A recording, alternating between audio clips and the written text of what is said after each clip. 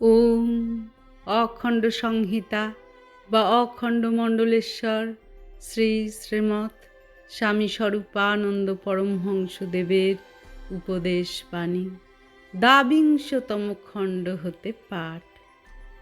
জগতের যত মন্ত্র, সব মন্ত্রই তোমাকে একটি সুনির্দিষ্ট স্থানে পৌঁছে দেবে, যার নাম বৌদ্ধ পরিভাষায় বোধি, তান্ত্রিক পরিভাষায় সিদ্ধি, বৈদান্তিক পরিভাষায় ব্রহ্মজ্ঞান, বৈষ্ণব পরিভাষায় ইষ্টচরণ লাভ।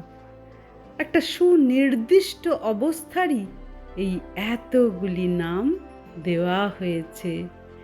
জগতের যত মন্ত্র, সব মন্ত্রেরই পরিণামে এই স্থানে পৌঁছে দেবার ক্ষমতা আছে, যদি তুমি একান্তভাবে একাগ্র মনে অব্যভিচারিণী নিষ্ঠায় একটাতে লেগে থাকো।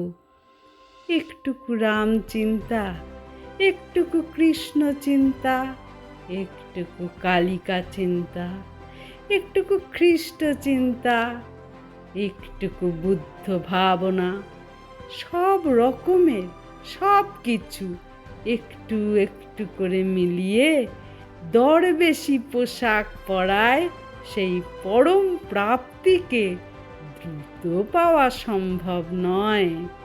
এই জন্যই যোগী পুরুষেরা সাধকের মনকে একাভিমুখী করবার জন্যই সবচেয়ে বেশি সতর্কতা অবলম্বন করেছেন।